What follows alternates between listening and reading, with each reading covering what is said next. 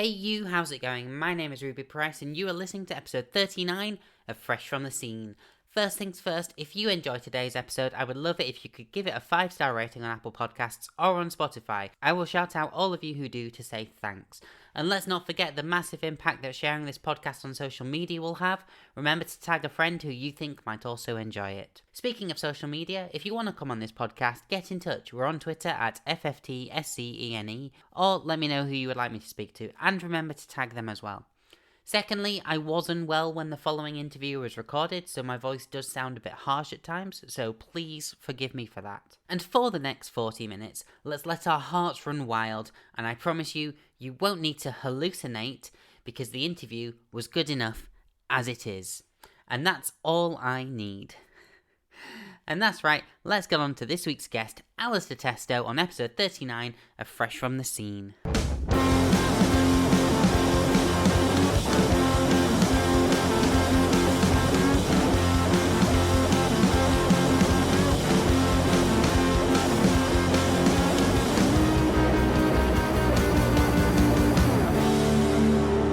You're listening to Fresh from the Scene with your host, Ruby Price. Welcome to Fresh from the Scene. Today's guest is the spectacular Alistair Testo, former bassist of As It Is, currently dipping his toe into some solo stuff. Hello, Ali. How are you doing? Hi, I'm good, thank you. I quite enjoy being called spectacular. That's nice. It's a good adjective, I find. It is. It's underused, and it's very good for my ego. Thank you. You're welcome. I know that a bassist every now and then needs to be, reminded that they can have an ego. It's often one of the instruments that it's very important. The rhythm section is, key to a band, but it's so overlooked from, a listener perspective, I would say. Yeah, I mean, I don't necessarily mind that. The guitarists and the singers, they can have their spotlight. It's fine. But you're right. It is nice to be noticed now and again. Yeah. But yeah, I always start these off with a question that can sometimes trip a few people up, but sort of like in your own words, other than, as yourself, how do you describe Ali Testo to someone who's not heard anything that you've done?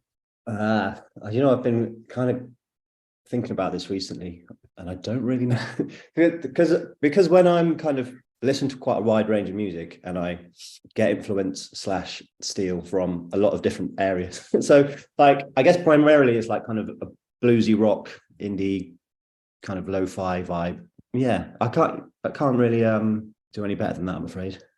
It'll do. I would even say, a bit of alt rock in there as well after listening to some of the stuff I got sent over. For a bit of context to people, let's start off with the stuff that already exists. So in December 2021, you very quietly released the It's Never Too Late EP.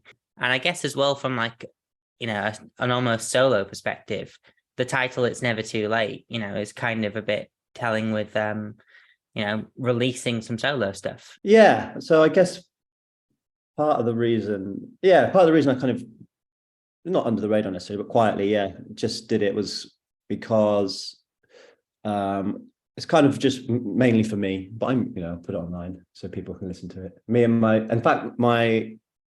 wife and my mum were kind of very much oh, I want to listen to these songs and can you send me them? I was like, well, yeah, but it's probably just easier for me to put it online and then you can just go onto your Spotify and listen on there. But yeah, it's never too late. It's kind of one of the lyrics from one of the songs on there, and that whole song is kind of about just it's not too late to kind of do what you kind of always wanted to do.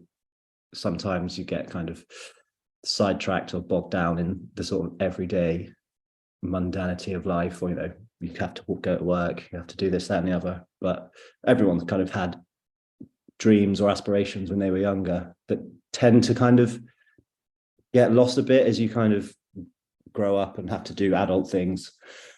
And it's kind of a reminder to myself that you can still do those things. It's never too late. But so I mean, and particularly as a reminder to myself to a certain extent, because I'm going to be squarely in my mid-30s soon, which is not old, but it's not young. and particularly with music, youth has a lot of currency. So, it's just to remind myself, I can still make music and have fun with it.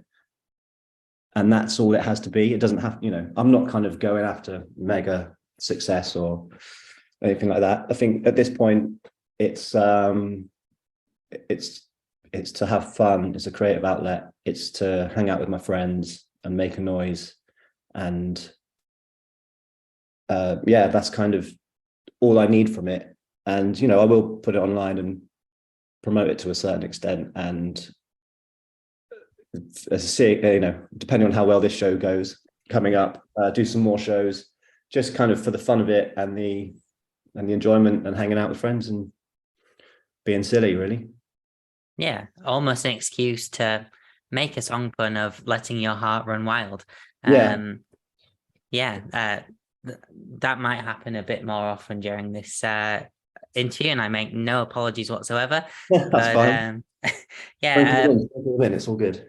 Definitely. The Bandcamp listing obviously very much says produced by you and Chris Wilkinson, veteran engineer with many awards and nominations, including a Grammy win, I believe, at Foxden in Sheffield.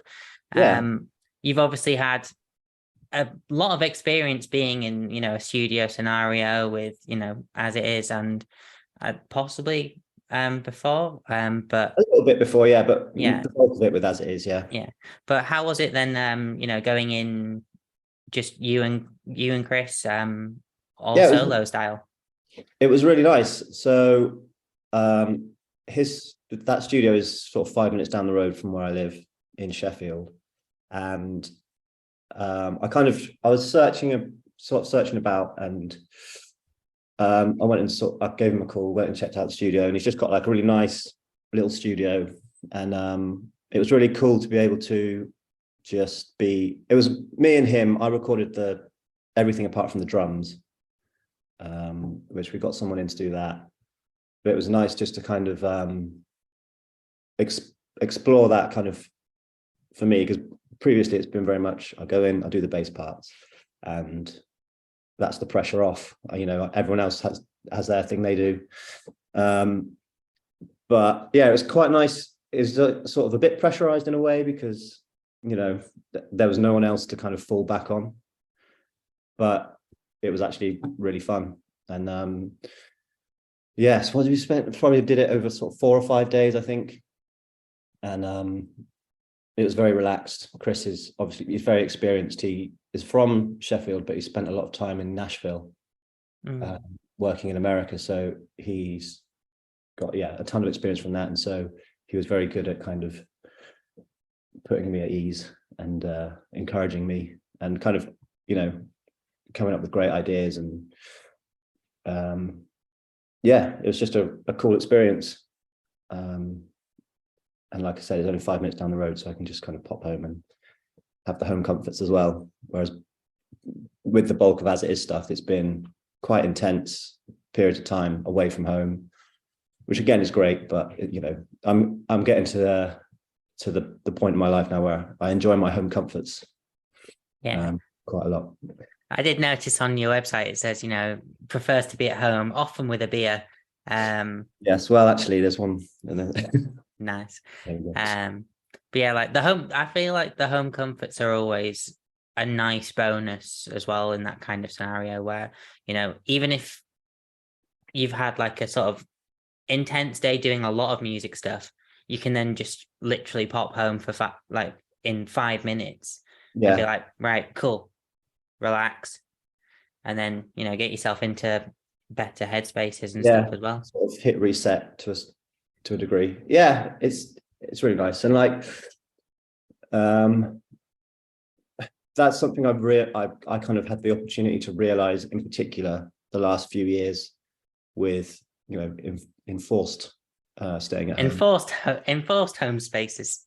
And it's sort of bizarrely for me, I think, well, not bizarrely, but for me it kind of gave me obviously a lot of time, a lot of space to kind of rethink kind of and reassess kind of like what my priorities were for my life, not to sound too profound, but my life.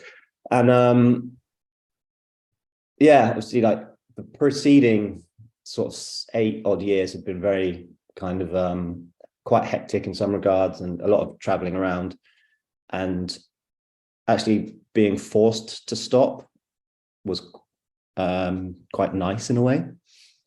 And I was like, oh, I quite like being at home. This is quite nice. I like spending time with my wife, sort of on a regular basis. We've got a dog now, so chilling out with the dog, going for walks with him, and it actually gave me a different kind of structure, which was quite nice. Because I got sort of various odd jobs to keep, mainly so I could leave the house. During the various lockdowns, I sort of got jobs as working in a hospital, working at a school, doing various bits and bobs, and the structure of that kind of kept me quite relatively sane kind of during those periods where, for a lot of people, they were just in their houses all the time. So kind of in a sort of bizarre way, like that obviously awful time in everyone's lives ended up being largely positive for me. I think, Yeah. I'm very happy where I am now, and that's a lot of the sort of decisions I made sort of about where I am now were kind of made during that time. So yeah, like for example, now, like my main job is I'm sort of training up to become a tree surgeon. So that's a bit of a gear shift from music, but it's really nice to be outdoors and doing all that sort of thing. Maybe not quite so much, as we talk, it's the 1st of February and it's been really windy today and a little bit drizzly, but I get to go and kind of hang out in the countryside quite a lot, which is really nice. Yeah. Nothing like a global pandemic to, have a nice reset in your life and stuff. Well, yeah, I was very lucky in that respect that I kind of, but the circumstances I was in weren't terrible, and it gave, I had that opportunity for reflection. So yeah, kind of, like I say, very lucky kind of in that regard, because obviously not everybody had a nice time. No, definitely not. And even now, things that are still coming out around that time, certifies it as a horror show. Yes. In the politest terms, I think, that are possible, for some of what happened. But instead of focusing on the past, a question about the near future. As you said, it's currently the 1st of February now. But on the 12th of February, you've got a gig in Bristol. I have. Announced as sort of like dipping your toe back into a bit of live music, but at the Crofters Rights in Bristol, Yeah. pay what you want with low season supporting. What can people expect? Is there anything that you're sort of not even sure about, really? I'm not. I have anything I'm not sure about. Not really. I think so. I've got these. There's It's Never Too Late, which is out in the world, and then there's a few more songs that I've got together, and my friends helped me record them kind of last year, and so that was 2 friends from school, and it was probably the first time we played music together for about I don't know, maybe 10 years. So we, like, when we were at school, we used to like rehearse at school at least once a week. Then when we left school, we used to rehearse really frequently. And then sort of when we were 21 odd, we kind of all went and did our thing. And then, so like I said, I got them to help me record, and it's just it was really fun to make music with them again and play with them again. So I thought, well, let's do a gig and share this this noise we've made with a few other people. And so I don't know. It's like, I think it'll probably largely be a number of friends and family, because I grew up in Bath, which is just next door to Bristol. Those two still live in Bristol. Um, a lot of our family and friends do. So it's kind of just going to be a bit of an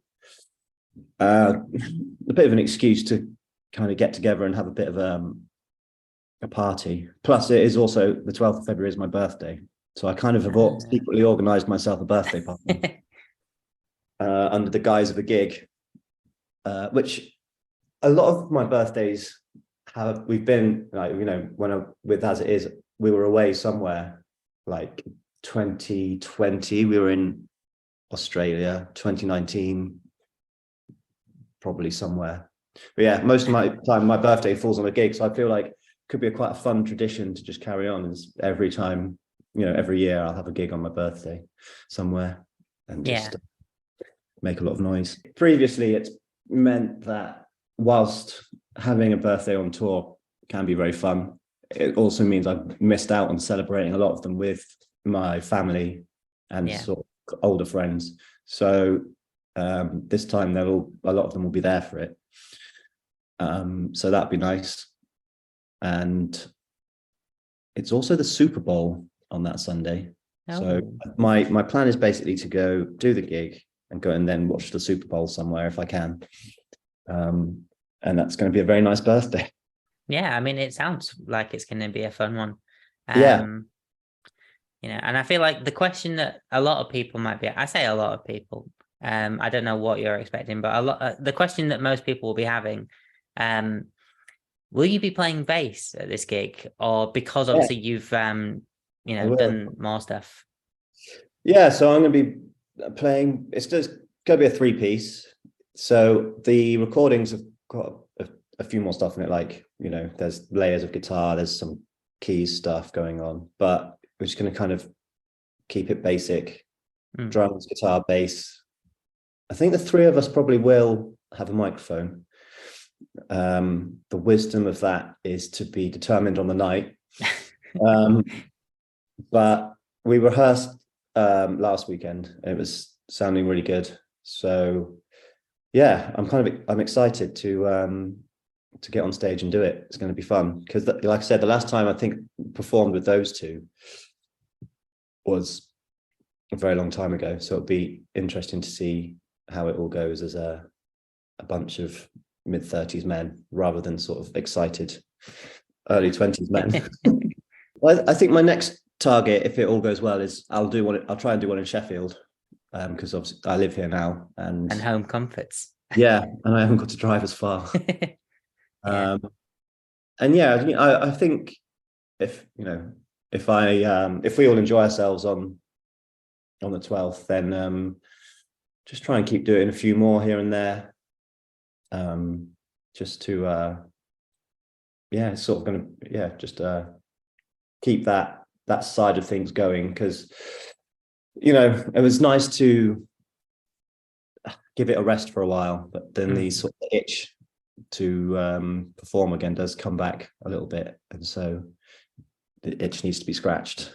And so yeah, this should do it. Yeah. And I guess as well, like when obviously you've had a decade of like having that creative outlet and still having the creative outlet now, it's nice to have that to go back to when you feel like it, and because it's not the main thing anymore, it's not like this creative outlet is my job, which then comes with so many other like connotations and expectations of what it needs to obviously be doing. Like when you're just doing it for the sake of creativity, you can have so much fun with it and you can just do what you want. Yeah, I think that's very true. Now that the sort of expectation, the pressure is off, there's more freedom, and that kind of just means, like you say, the sort of creative boundaries are further away. And with As It Is, there was a certain thing to aim for, which was the As It Is sound, which sounded very different across the 4 studio records, I can say, as It Is. Yeah. Well, I was going to say, that you know, well, it was very different across the four records, which was great because we weren't, we wanted to push, we wanted to push ourselves creatively each time in that context. But I think as well, like the music I've made is quite different again. So that gives me that other, that other side of me, that creative room to be expressed, which is really nice as well. Just to kind of, there's two things. One, creating with a group of people is like amazing because it kind of, it's a sort of conversation between the members of the band or the people in the room, and that comes up with amazing things. But it's a whole other thing to kind of do it all yourself and kind of just have complete control over it. Yeah, definitely. That's, that has its own satisfactions as well. So it's been nice to kind of do that and come up, come up with something at the end of it, because a lot of it was just I'd be noodling around and have half an idea and be like, all right, cool. But over the the time when we could be in the house a bit more, my enforced rest, I just kind of thought, well, if I don't finish these, they're just going to sit there forever and be nothing. So let's do it. And yeah, I'm sort of pleased that I did. I was happy with what came out. Yeah. Yeah, I'm sort of, I'll keep sort of going at it and putting things out every now and then, just for the fun of it, I suppose, and well, yeah, that's it, really, the fun of it. The fun of it. I'm trying to, kind of like what I'm trying to do now with it. It's like, like you said, when it is your job and you're sort of full-time, your attention's on it more full-time, it does become kind of a bit more of a chore, I suppose. Whereas now I'm just trying to reclaim the sort of the excitement that I had when I kind of was first learning to play and like making music with other people. And it's getting there. It's exciting again, which is nice. Yeah, I do know exactly what you mean as well. Like I've got this hard drive for the listeners at home. I've just picked up a external hard drive, but like there are so many like half ideas of Logic projects and stuff that are just like, I should come back to this. Yeah. But then, you always you put it aside for a bit, and then it's like you come back to it and you're like, yeah, I should come back to this. And then you come back to it again. But over lockdown as well, I also got into doing some like sort of like solo-y, bedroom. Well, I say bedroom, this isn't an office, but at home recordings and stuff. And it was nice having that outlet in, what was a very strange time, to just be like, I'm going to do some music, Yeah. But I also had the time because I was at home all the time. Yeah, it's it's sort of like a means of escape, and just because you can kind of get lost in kind of refining a part or tweaking bits. And I don't know if you have this as well, but one of the reasons I have so many unfinished ideas is because I just start another one and then I forget to go back. So like, this, because then that's old, that's happened, and I'm like, I've got this new idea, I'm really excited about this, and then I'll take that so far, and then because the thing about how I'm sort of currently making music is it is kind of in fits and starts. It'll be a sort of, I'll be like, get into it for a few days and I'll be kind of like, yeah, great, and then life happens, something else catches my attention, I'm like, okay, Yeah. and I kind of, that takes a back, the music creation takes a back seat for a while, and it is what it is, it's fine, but that is one of the advantages of when you are doing it full time, is you can have that focus. Yeah. And like one of the things that always triggers me with a new idea is like, I'll have listened to something very different to what I was listening to previously and be like, I want to try something like this. And then it's like, you get halfway through a Guitar Pro project as well, and you're like, right, I've got to go back to this now. But again, coming back to it, I'll come back to it later. But like to sort of go on about, then you mentioned you've got some new stuff as well, which you were kind enough to send over to me. Very much enjoyed listening to it. Several times whilst I was writing some notes for this actual chat. So I'm actually quite familiar with it now. But very, like I say, alt rocky, grungy. Yeah. And there's a lot of like riffs and stuff. I very much appreciate the like sort of guitar squeals in Temptress. Yeah. Like This what is were what you listening to write this stuff? So the first song, I've got to remember what I've called them now because I've been using the working titles for so long. So I think it's Together Apart is the first one. And that Yeah. riff, that kind of opening riff, has been about for, I don't know, years. I remember it's when I still lived in London. There's an acoustic guitar, and I just sort of sat down on the sofa one day and recorded it onto my phone. And the demo was just that acoustic guitar, sort of layered times. So I can't quite remember what I was listening to around then. I remember one thing with that song was that riff and the chorus, kind of in 7/8. And I wanted to try and write something that was in an odd time signature that hopefully didn't sound like it was in an odd time signature. And I think it's kind of sounds like it, it's quite seamless, but yeah, it does change time signature in the choruses and the verses. And that was kind of what I wanted to try and sneak that in there as a not obvious thing, but just for my own pleasure. Yeah. And not quite as well, like changing from 4/4 to 12/8 or whatever. Yeah, like, nothing too crazy. Going from an actual 4/4 to 7/8. Yeah. So I suppose in that respect, it's kind of, I like Biffy Clyro. I like listening to them and sort of that sort of, and they're quite clever with things like that. And they write a good riff as well. So yeah, that's kind of, like I said earlier, I draw inspiration from a lot of different kind of genres and bands and artists. But yeah, with that, it was trying to kind of put in an odd time signature and it not be too jarring. Then the Scatterbrain, that kind of the verse bass line for that was, I kind of like that 10th, the bass chord, like on a bass. I've always loved that kind of sound, and so that was where it started with that, and just making that little chord progression. Yeah, I don't know. Again, in terms of like influences, I don't know if they've kind of got buried in there. You'll be able to hear sort of some of them, I'm sure. But yeah, like my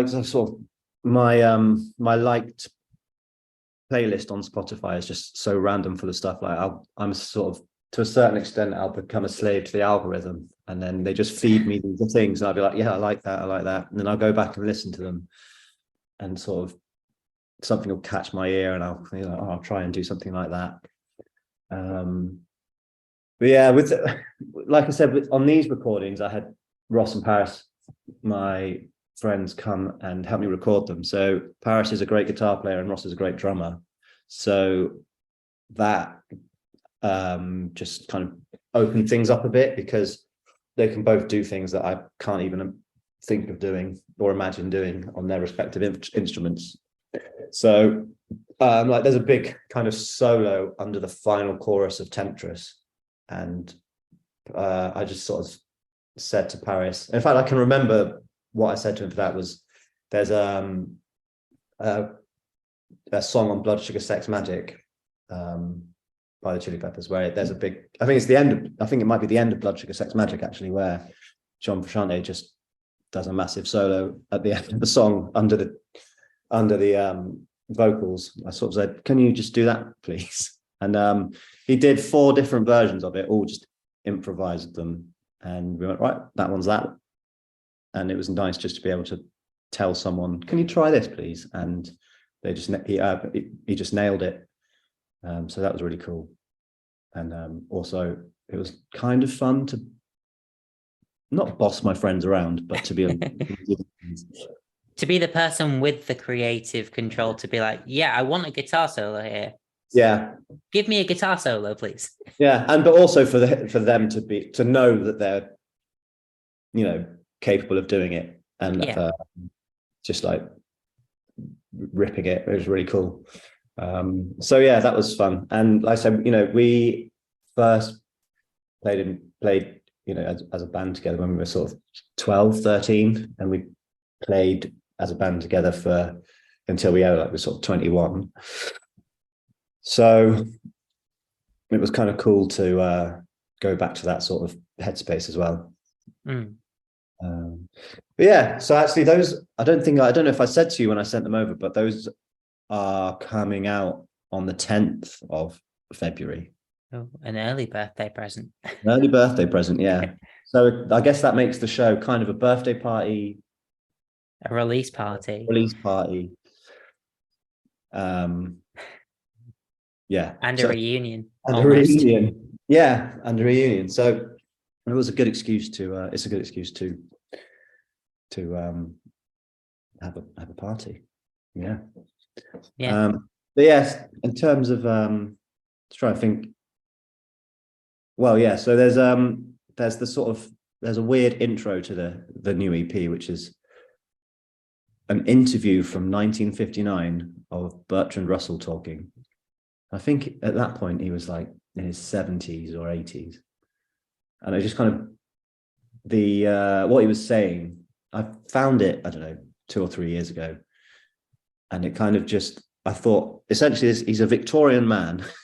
He was born in 18 whatever. And he's lived through 2 world wars, a lot of change. And what he was saying at that point kind of resonated with what was going on at that point in time. In the sort of 2020, 2019, 2020, 21, whatever. I was like, some things never change. This guy was born, 150 years ago or whatever, and we're sort of, society hasn't really moved on that much for all of the advances we've made, like technologically and otherwise, in terms of humans and the way we interact with each other, nothing's really changed that much. Yeah, that first when that first came on, when I was listening to it, I was like, Ali's gone for a bit of a departure from the last thing that I heard from him. But then it obviously goes into Together Apart, and it feels like, there's been a bit of, you've taken what you got with It's Never Too Late and sort of just went, all right, cool, I'm going to do this. But, even like at a, more escalated level. Yeah. Yeah, I think so. It's funny because some of those songs, not necessarily finished, but kind of predate some of the stuff on It's Never Too Late.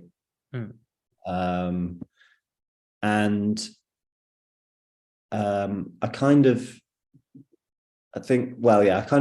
didn't put them out with that because I think the stuff on It's Never Too Late kind of, it works together as a sort of, they're all, similar enough to not be too all over the place. It's cohesive.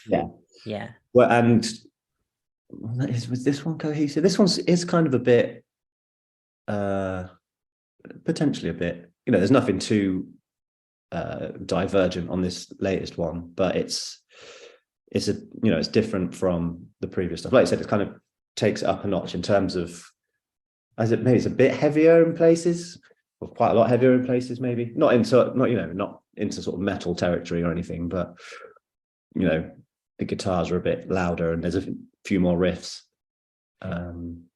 So yeah, I kind of, like I said, I'm a bit of a sort of musical magpie. I just take the things that I like and try and put them into what I'm doing.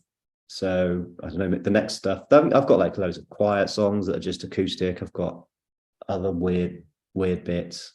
I'm kind of getting a bit more into kind of mixing organic drum sounds with processed drum sounds and things like that. I don't know, just it's as my proficiency with technology grows, it gives me a bigger kind of palette to use rather than just bass, drums, guitar. So that's kind of, as I'm learning how to use that a bit more, it's kind of opening those things up a bit more for me. So yeah, I just kind of want to, and this again is part of like one of the joys of doing it yourself is you can do whatever you like. Yeah. I might come out with a Latin jazz record at some point in the future. You never know. I mean, it's not going to be anytime soon, but if that's what I decide I want to do, it's cool. I can do it. And again, because the only expectations I'm putting on myself with doing this is just to have fun and do whatever. Then as long as I do that, it's fine. I'm not I'm not like trying to target things at anyone in particular or kind of play, for lack of a better phrase, sort of play the game of trying to be like, right, I need to do this, to strategize and things. Like, I'm just going to make what I like. I'll put it on the internet so my family and friends can listen to it. And if anything happens beyond that, sweet. Yeah. I mean, if you were trying to play the game, like you'd have been like doing TikTok dances and all of that stuff. I think I don't, me and social media don't really get on very well. Which is, I'm not that bothered by it. So, and that's kind of like an integral part of the way things happen these days. Yeah. So yeah, I know that I could be better at it. I probably will try and be a bit better at it, but I'm just not that interested in it. I live, because the thing is, it's like I know this isn't the point of it, but it's like I live my life and I'm quite bored of myself. So why would anybody else be interested? Yeah. And that's kind of being a little bit self-deprecating, but I'm self-deprecating from an ex-member of As It Is. I've never heard the like before. Do you believe it? I think because of how old I am as well. Like I kind of was, when I was growing up, it wasn't a thing. MySpace was a thing. Yeah. That was it. So now you grow up with it, and it's like second nature to people. And like, it's almost scary how almost first nature it is for some people as well. Yeah, but this is one of the things that I know that I'm getting a bit older is, that the whole social media thing. Also, the stuff that was around when I was a kid has come back around again. So like 90s fashion and all of that sort of thing. And I'm like, oh shit, what my parents said was true. What they said to me, oh, that was fashionable when I was a teenager. I was like, yeah, shut up, mum. I'm rebelling. No, so that's happening now to me. That's coming around. The fashion of young people is the same as what it was when I grew up. Personally, I'm kind of waiting for those sort of like purpley translucent like video game like technology console things that we got. That was very much at its latter end for my youth. But I'm thinking now of like, I think my brother had a Game Boy that had like a translucent purple. Yeah. So you could kind of see all the electronics. I've still got that one. Still got it. I think that one's probably in a cupboard somewhere at the back of a drawer or something at my parents' house. Yeah, it's not for me, social media, and that's fine. It doesn't happen. But yeah, like, because sometimes I feel like, oh, maybe I do want to play the game. I'm doing air quotes here around. Because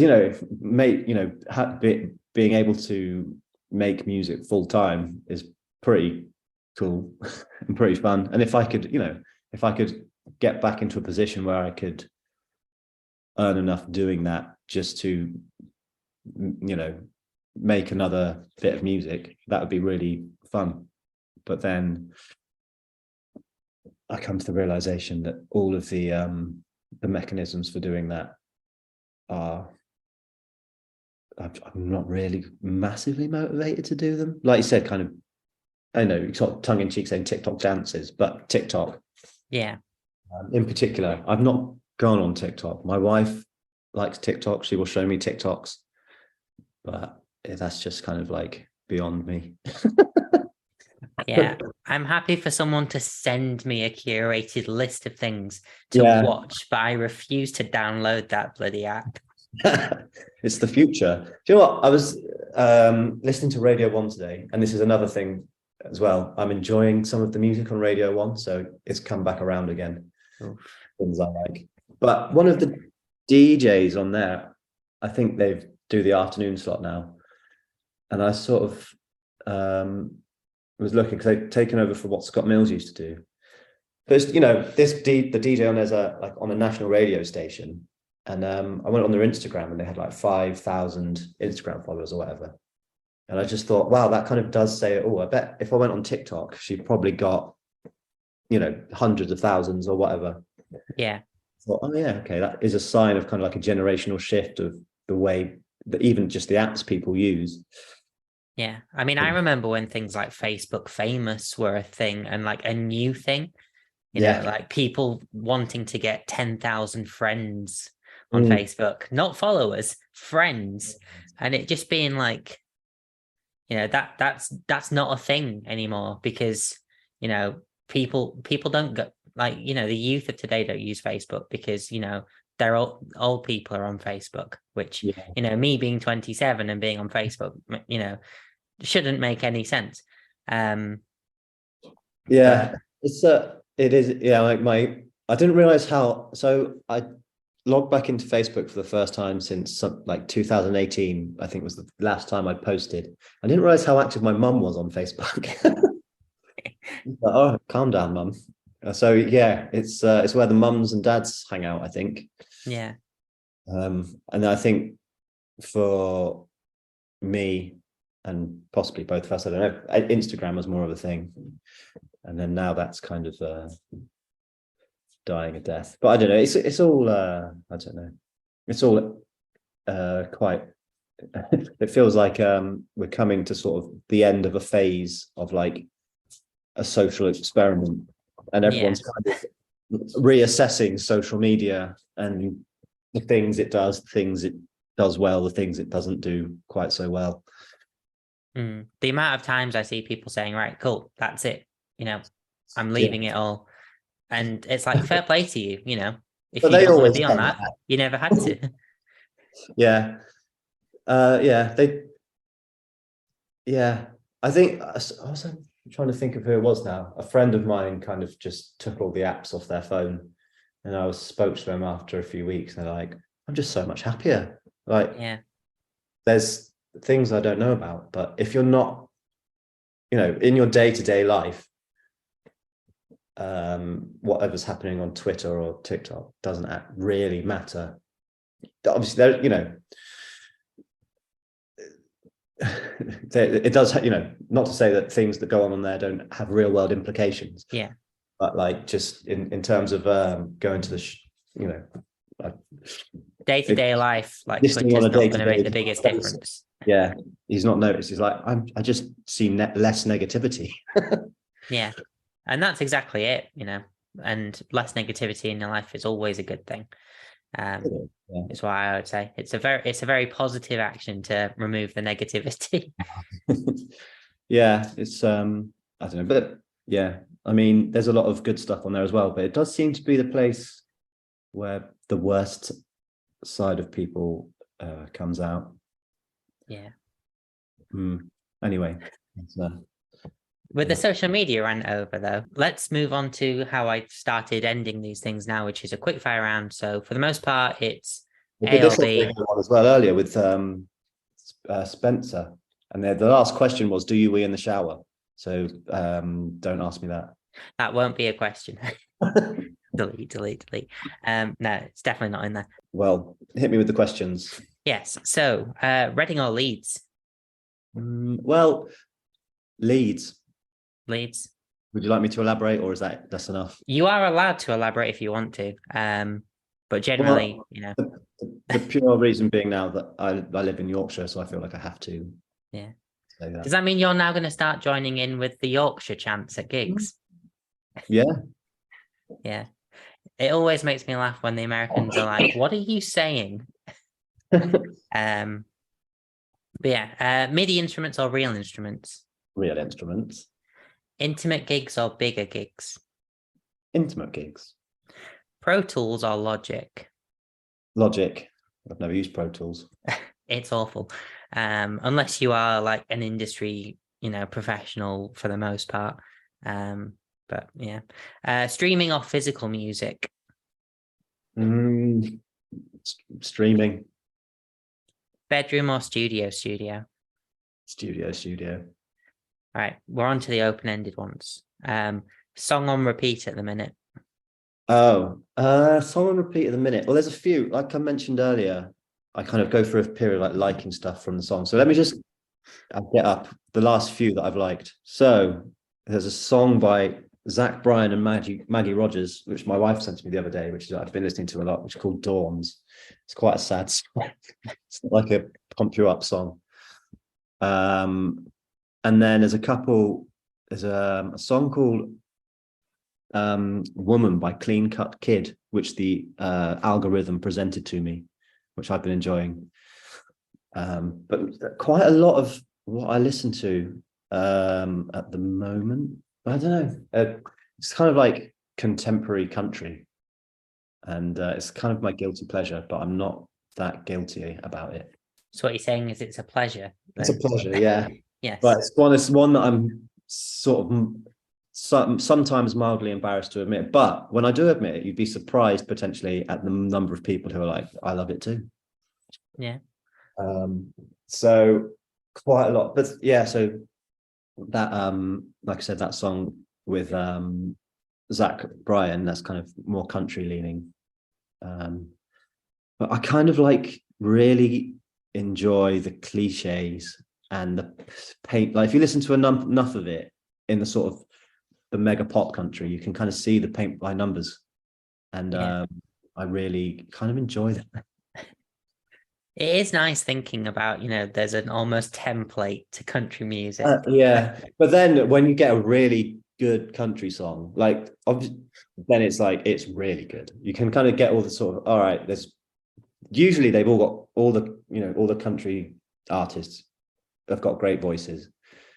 Country studio sort of session players are amazing as well. So like the quality of everything is really good, but kind of like the lyric writing and stuff in general, like I said, it's kind of the cliches and the template. But when you get a good one that kind of deviates from that, then it's like really good. Yeah. Well, that's good. And let's end it with, what's the best bass riff of all time for you? Best bass riff of all time. You know what? One of the biggest ones for me is so my friend Paris, who plays guitar on with me now, we were at school together, and this was back in the day when tape Walkmans still were a thing, before the Discman. And he came into school with a tape of Californication, Chili Peppers at the start. And previously to this, I'd been listening to things like Hanson, Backstreet Boys, pop from the mid to late 90s. And then he came in with this, and like the opening of Around the World happened, and I could imagine that it kind of like the exploding head emoji, that was kind of what it was like for me. So probably that riff at the start of Around the World by Red Hot Chili Peppers. Yeah, absolutely. That was a sort of epiphany for me. I was like, oh, music can sound like this. Shit. So yeah, I'll go for that one. And a good one indeed. So obviously, we've talked about how much, social media is awful. But if people want to find you or anything that you're actually putting out, where can they go? Well, it's On Twitter, Instagram, and Facebook, it's basically my name. If you search my name, I should come up, Alistair Testo.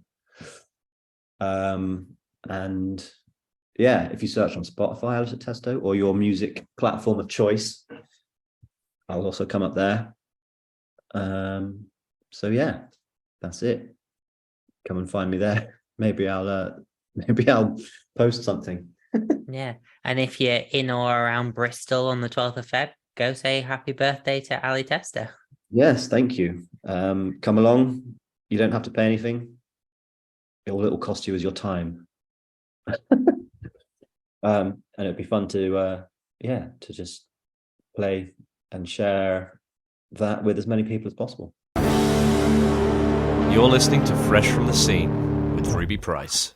Thank you very much for listening. I do hope you enjoyed that. If you did, please consider taking less than 5 minutes to leave a review and give this podcast a 5-star rating on Apple Podcasts or Spotify. You can follow the podcast on Twitter at FFTScene, that's FFTSCENE, or you can find me on the socials at Rubes, that's RUUBEZ, or possibly Rubes001 if I am not lucky enough to have that username on the platform that you're looking for me. With any luck, I'll be back next week with another guest, but until then, I've been Ruby Price, and this was Fresh from the Scene. Thank you very much, and goodbye.